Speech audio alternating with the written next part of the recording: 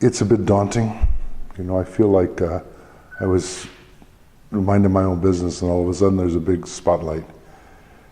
I guess the way I've kind of reconciled it in my head is that this is an invitation to serve in a more unselfish and more complete way. So, and not simply the diocese that's been entrusted to me, but also the Universal Church.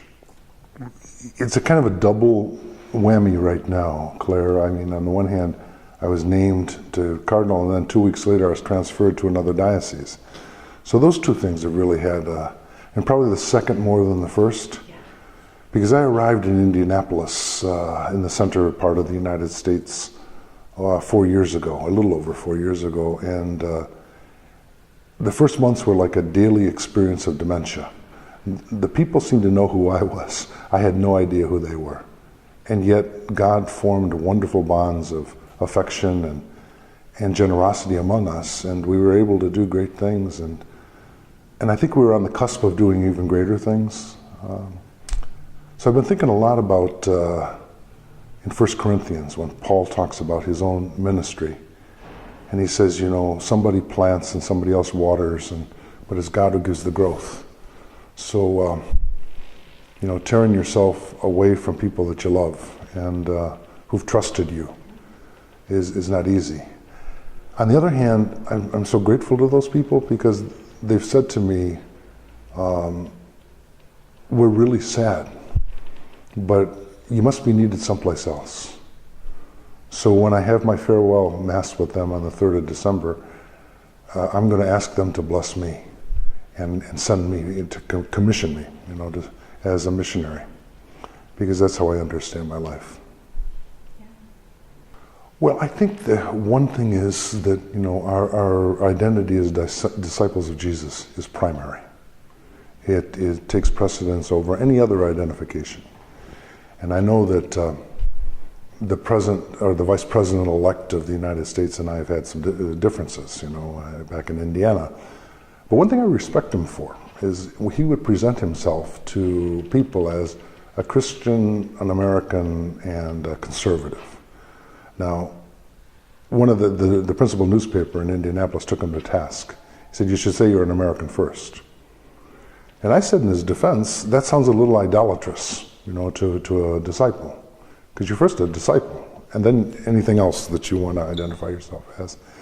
So I think to give American Catholic Christians and others the confidence to say, first, nothing takes precedence over our relationship with God and our call to mirror God's love and mercy and justice in this world. No nation, no political party, nothing. And I think the danger now is because the United States is such a polarized society that people find other forms of identification and they become primary. One of my real hopes is to help my brother bishops in the United States appreciate and implement the vision of Pope Francis. I think Pope Francis is a tremendous gift. I think St. John Paul II and Pope Benedict XVI were great men and great men for their time, and it sounds funny to be talking of a space of less than 20 years. But as you know, the world and the cultures of the world have been undergoing incredible changes. I think for here and now, Francis is certainly the product of the Holy Spirit.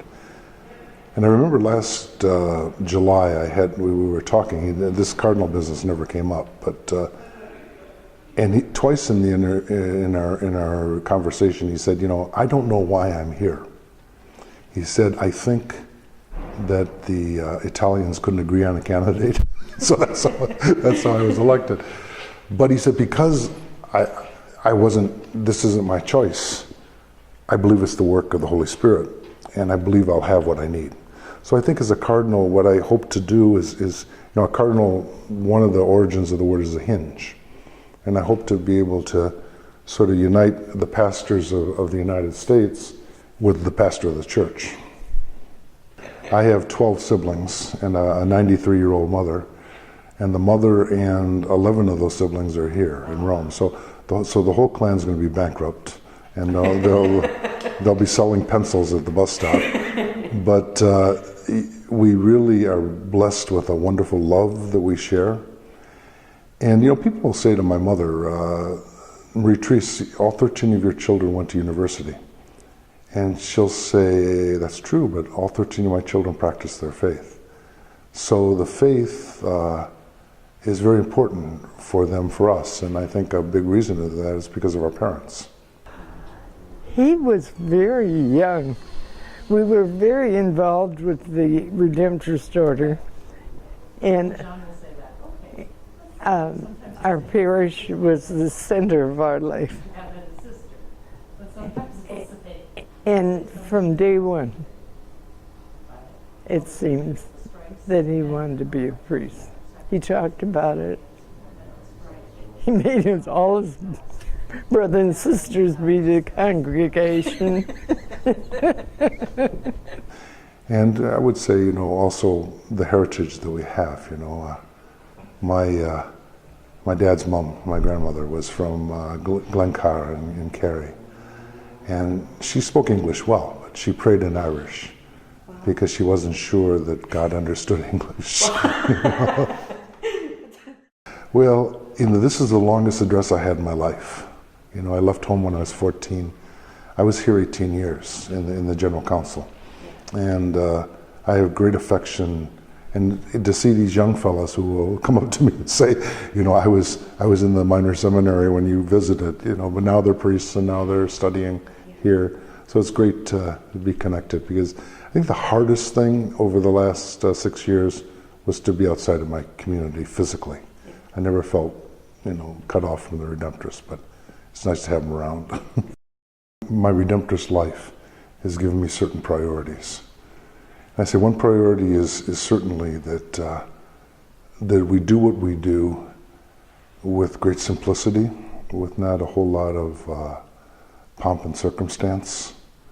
I think of this stuff that I got to put on tomorrow.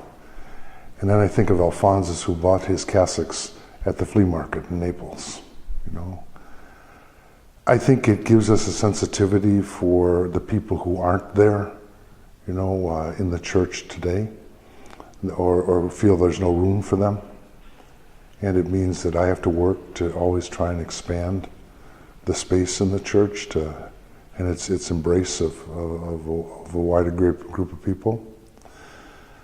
I think it's given me also the realization that we're not lone rangers. Even as bishops, that we have to we're challenged to form a team, a community, and it's that community that evangelizes. Okay. I think as a Redemptorist, what I miss daily is the community. And I miss it in two ways. I miss it certainly when I try to pray. And it's given me great respect for the diocesan vocation. Because since I was 14, I've prayed in a Redemptorist community.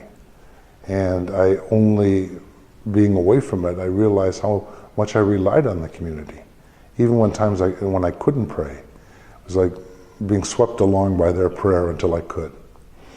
The other moment I miss is the fraternal correction. Even though, if you talk to people who've lived with me, I didn't always take it very well. But I think we as Redemptorists care about each other, and if we're straying, somebody's going to kind of pull us up. I find as a bishop, people will talk about the bishop, but they don't always talk to him. And I think as a result, we're constantly in danger of ending up listening to ourselves and talking to ourselves instead of to others. So I miss, as Father Joe Tobin, Redemptorist, being one among many in the community, and those relationships, those bonds that I think are very unique in our way of living community life. Well, I'll tell you that the first time I met Pope Francis, we were members of the 2005 Synod of Bishops. I was there as the Superior General of the Redemptorists, and he was there as the Archbishop of Buenos Aires. And we ended up in the same small group. It was a Spanish-speaking working group.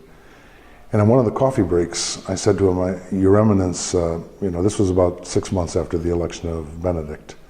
And I said, everybody's happy with Pope Benedict, but I have to tell you, you were my mother's candidate. And he looked at me like I was crazy. He said, how does your mother know me?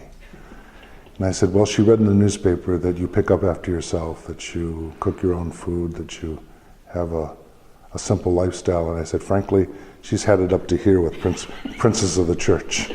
And he never forgot that. And so he would always ask me, in the subsequent years, does your mother still pray for me? I said, well, she's Catholic. I think she does, And so I think what I take from Francis is first the sort of language that he speaks, because it's not simply words, but he marries words with gestures that are quite spontaneous and quite natural, but I think are tremendously instructive.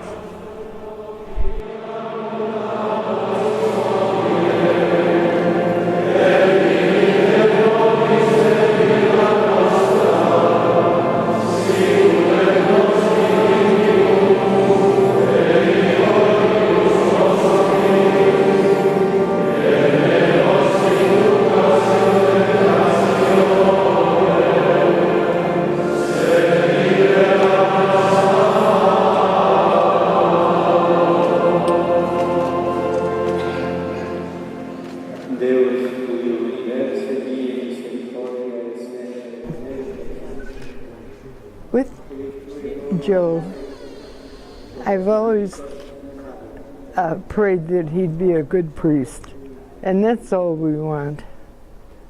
It doesn't matter what job he has.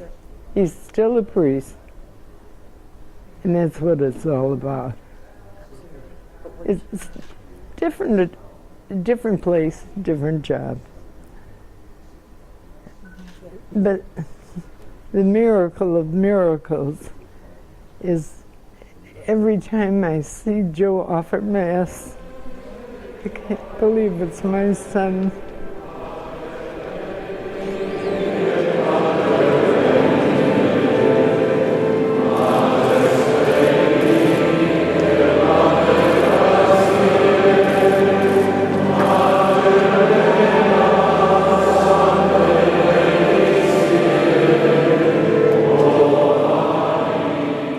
And the churches, in many ways we failed them, but, hopefully we'll get another chance.